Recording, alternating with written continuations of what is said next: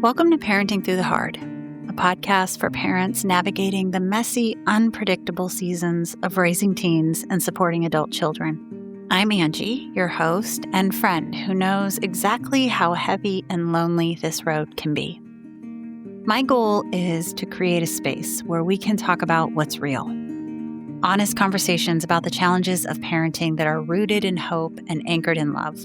Whether you're in crisis, unsure about the future, or just trying to make it through the day, there's space for you here. Together, we'll explore what it means to keep showing up, finding strength, staying grounded, and holding on to hope one step at a time.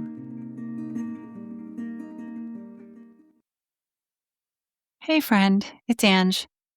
I'm glad that you're here today. Truthfully, I'm feeling a little challenged by this episode in a hard way, but also in a good way.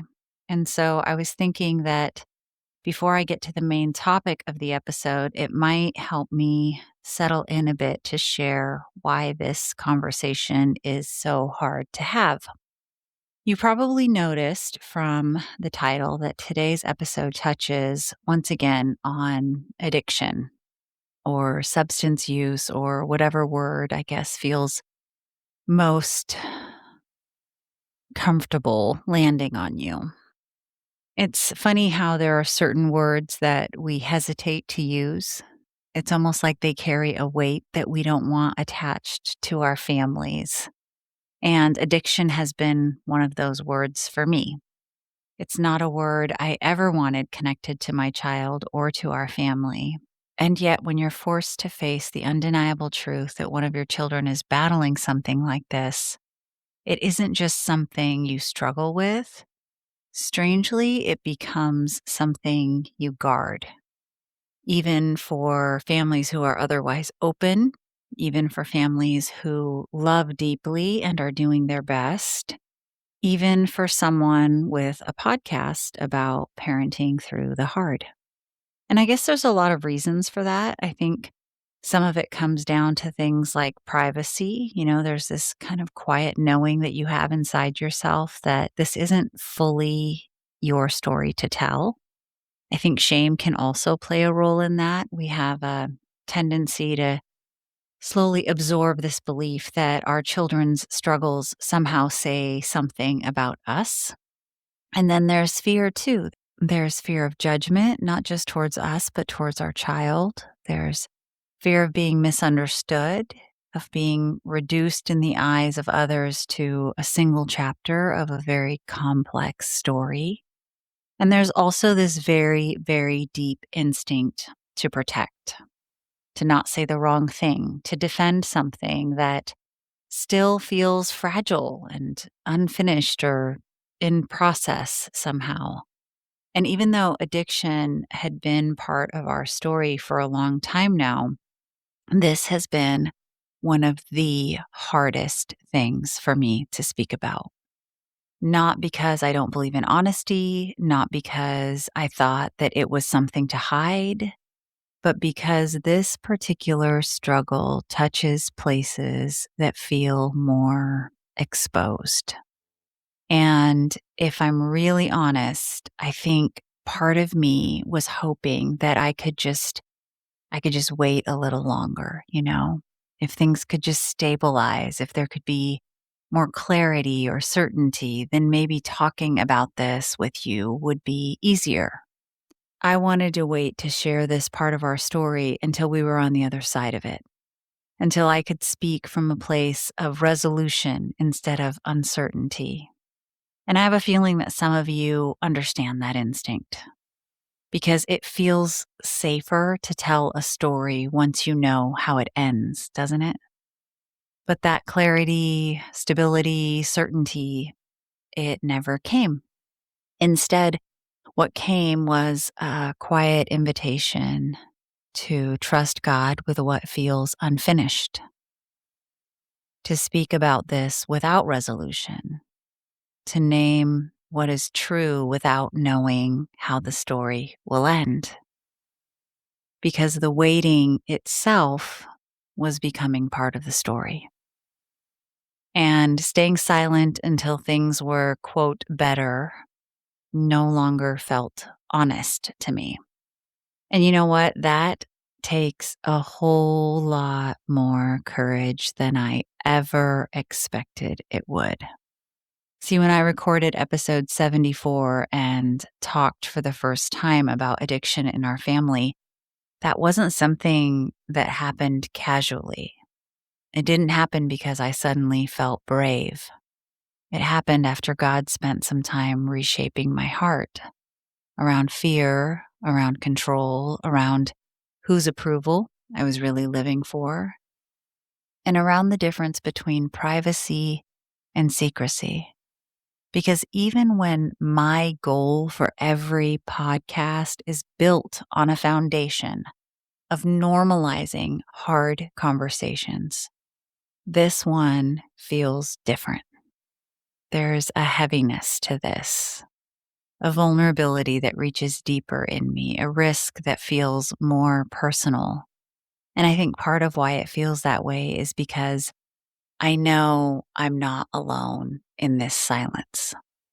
I know there are parents listening right now who have never said the word addiction out loud in reference to their child, not even in safe spaces. I know there are parents who have carried this quietly for years. So before we talk about sobriety or the complicated emotions that surface in the early days of recovery, I just want to say this.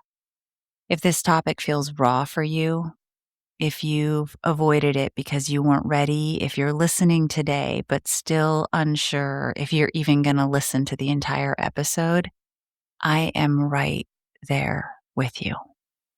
This is a really, really vulnerable place to be.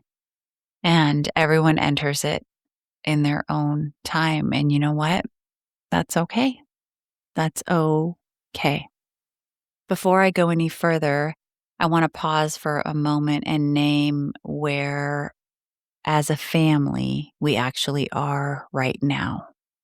After years of struggle, our child has made the courageous decision to try and get help. We don't know what that's going to look like long term. We don't know how the road ahead is going to unfold. And we're holding that with a ton of humility. But they have reached the point where they can name that something isn't working, where they can acknowledge there's a problem. And I don't want to rush past how meaningful that is. Because in past episodes, that decision was something that hadn't been made yet. And if you've been listening along, I don't want you to feel like there was a sudden leap or some kind of tidy turning point. This episode isn't about the outcome, it's about what surfaced after that decision was voiced, the emotional shift that happened in me, and the things that I didn't expect to feel once the crisis we were experiencing wasn't as loud. Because what came next caught me off guard.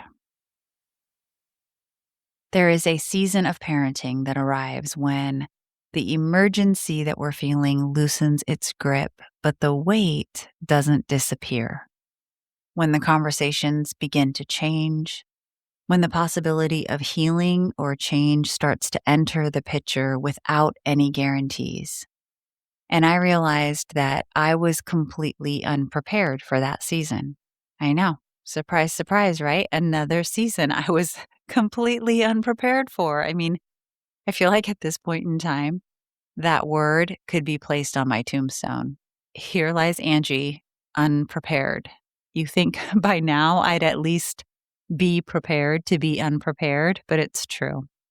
I thought that when we got to this point where they were ready to start entertaining the idea of getting help, I thought that when we got to that point, things might start to feel lighter, calmer, I don't know, more settled.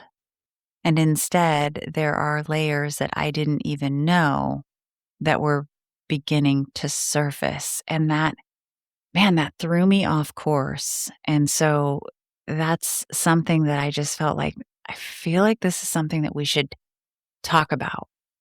See, for a long time, my body lived on high alert, and maybe yours has too. The constant bracing, sometimes even without realizing you're doing it, the fear that rises when the phone rings, the scanning, the deciphering, the reading between the lines, the quiet, constant calculation of risk that's going on in your mind. When the possibility of recovery or healing begins to enter the conversation, something changes. Not everything, but something definitely changes. And sometimes what shifts first isn't peace like you thought it would be. And what's becoming clearer to me is that when that shifting happens, when the pressure eases even a little bit, emotions that have been held back for a long time, they start to surface. And this is not just in addiction, but in any season where you've been bracing for a long time. Maybe you've been parenting a child who's engaging in dangerous behavior, or you've been living with this ongoing uncertainty, or even just carrying worry day after day with no clear end in sight. When things begin to shift, even subtly, the body often responds before the heart or mind have time to catch up. And suddenly you're feeling things that you didn't have the space to feel before. Maybe there's an irritation that sits just under the surface, emotional fatigue that makes everything feel heavier, a weariness that makes it hard to stay soft. And for me, this was really confusing. Like, I kept thinking to myself, why am I feeling this now? Shouldn't I be grateful? I mean, I had prayed for this. I've hoped for this. I've longed for things to shift. And so it felt disorienting to notice how unsettled I still was. There was definitely this internal tension, the belief that I should feel relief, and the reality that my body and heart were telling a completely different story. And I didn't know what to do with that at first, because gratitude and grief don't usually get permission to exist in the same space. And yet, here they were, living side by side. Slowly, I started to realize that these emotions I was experiencing weren't emotions that just started right now. Even though I'm feeling them right now, they didn't just start right now. They've been there for a long time. They were postponed. My nervous system didn't have space to feel them before. It was busy keeping me upright, keeping me alert, keeping me functioning in the middle of uncertainty. There wasn't room for processing. There was only room for responding. So the feelings waited. They tucked themselves away until there was enough quiet to notice them. And now, as things shift, even slightly, they're finding their way to the surface. Not because something's wrong, but because something finally slowed down enough for my body to catch up. And as hard as it is to feel them, it doesn't mean I'm unloving or unfaithful. It means I'm human. And that's something I have to keep reminding myself of, because parenting is hard, especially the first time you're navigating a new season. Surprisingly, there is a grief that comes with hope that I wasn't prepared for. It was like all of a sudden we had hope, and I was experiencing grief with it. Grief for the years your child's life has been shaped by addiction. Grief for the family rhythms you've had to build to get through it. And maybe this is harder to name, but grief for yourself too. For how deeply this has affected you. For how much of yourself you had to set aside in order to have space for this. for how long you've been carrying it, and for how tired you are now that things have settled down. Clarity often comes after the storm, not during it. And suddenly you realize just how much this has cost. And it was pretty clear to me that I wasn't the only one feeling the weight of what this season of hope might hold. One of my child's greatest apprehensions about going to treatment wasn't just the change or the discomfort or the unknown. It surfaced in a quieter way, in an honest conversation one day, not during a big moment or a serious talk, but in the middle of an ordinary exchange. This question slipped out from their mouth, not as a statement, not as a fear that they were trying to explain or defend, just a question. What if I can't do it? There was no drama in the way it was said, no agenda, just a moment of vulnerability that really caught me off guard. And I remember realizing in that moment that this wasn't really about treatment itself. It was about the weight they were carrying into it, the history behind them, the pressure they felt to finally get this right. That question held so much more than it seemed to on the surface. There were other fears too, I could tell, unspoken but very much present. The kind you come to recognize when you've been walking this road together for a long time. What if I try and I fail? What if I disappoint them yet again? That fear sat underneath everything. Because when addiction has been part of a family's story for a long time, it's not just substances that leave marks. It's trust. It's hope. It's the nervous system of everyone involved, and my child knows that. They aren't just afraid of relapse. They're afraid of what relapse might do to us. Afraid of the look in our eyes, afraid of the shift in our tone, afraid of the quiet disappointment they've seen before, the kind that doesn't always need words. Afraid that future bumps in the road might change how we feel about them. And that's the part that sits the deepest, because we want our children to feel safe. We want them to come to us if they struggle. We want to be a soft place to land. And yet we don't come into this untouched. We have bodies that remember. We have hearts that have been through a lot. We have limits we didn't ask for and now have to live with. So when my child voiced that fear, it landed deeply in me. Not because I wanted them to carry that pressure, but because I understood it. I understood how much effort has gone into staying connected. How many times we've had to recalibrate and adjust. How far-reaching the impact of this journey has been for all of us. And I think it's important to say this out loud. If your child carries a fear of disappointing you again, that doesn't make them manipulative. And if you carry a fear of what relapse would do to your heart, that doesn't make you unloving.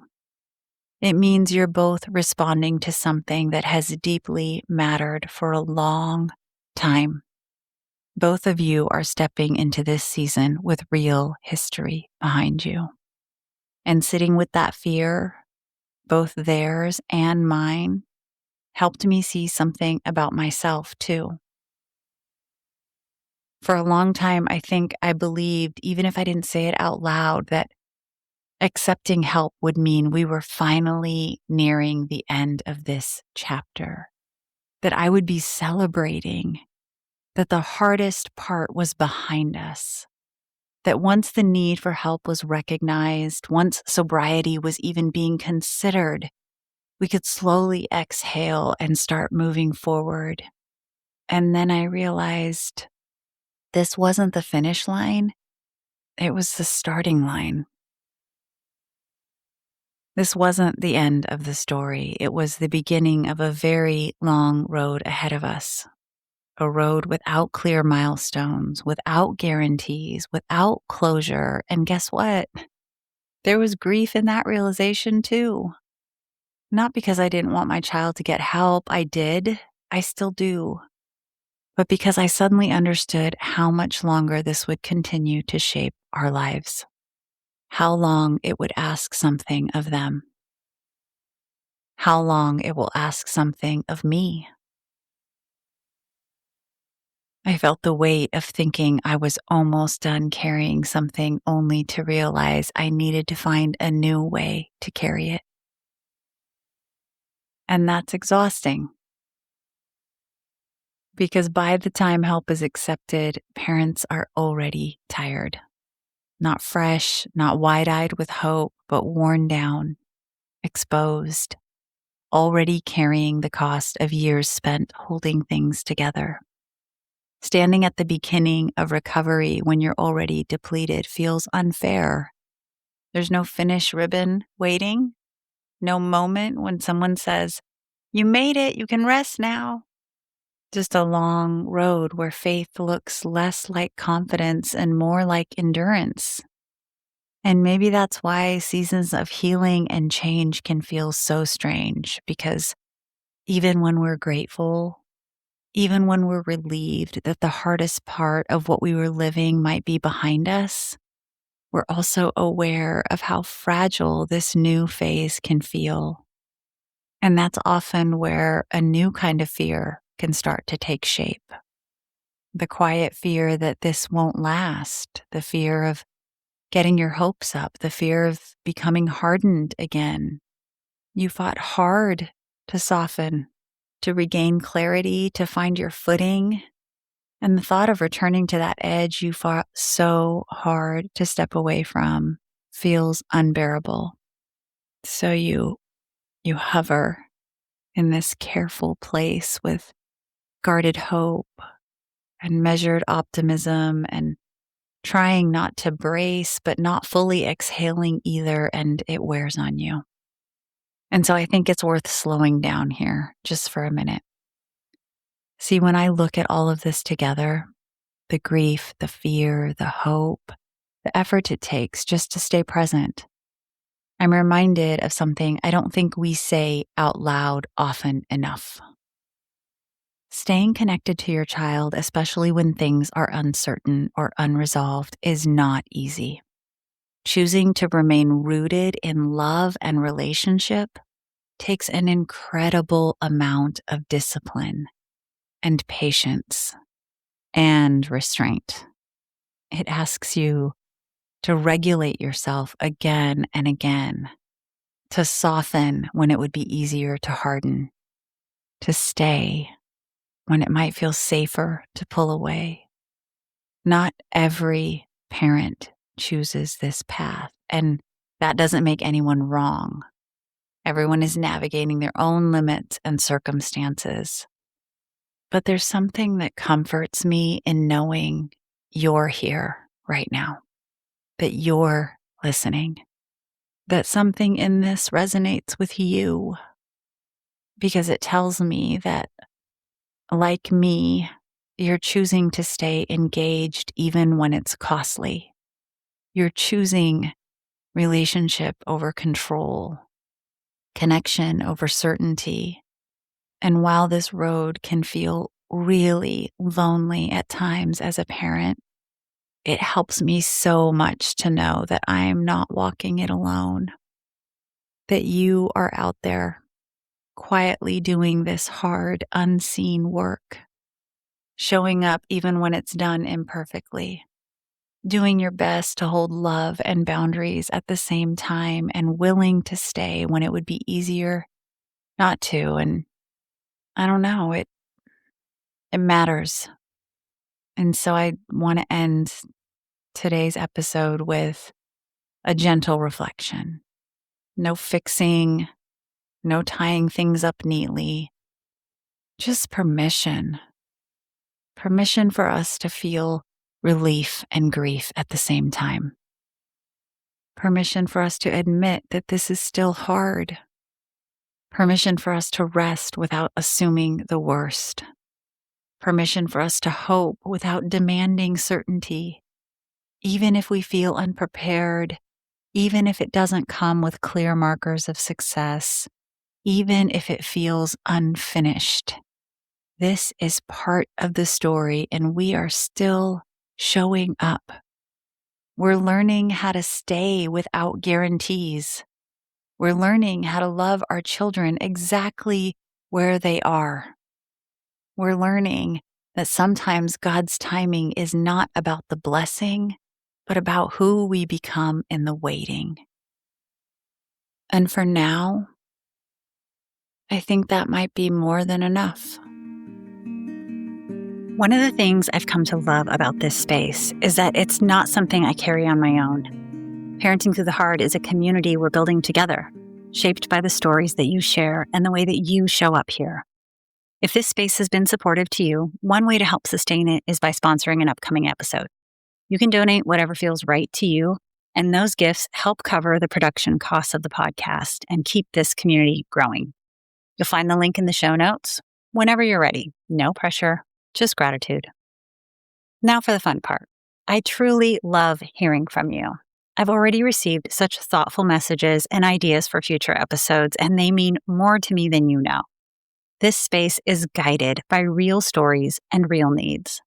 If you have something that you're walking through or a question that you want to share, you can always email me at parentingthroughthehard@gmail.com. It's easy to forget how even the hard parts of our story can become a lifeline for someone else. If you haven't yet, you can also visit parentingthroughthehard.com to explore resources or to subscribe and sign up for encouragement in your inbox. Just simple, grace-filled reminders meant to meet you where you are once or twice a month. It's truly an honor to walk this road with you, friend. Until next time, let's stay grounded in what matters. Keep taking small steps forward, and remember, you're allowed to stumble, to learn, and to give yourself grace. You're doing better than you think.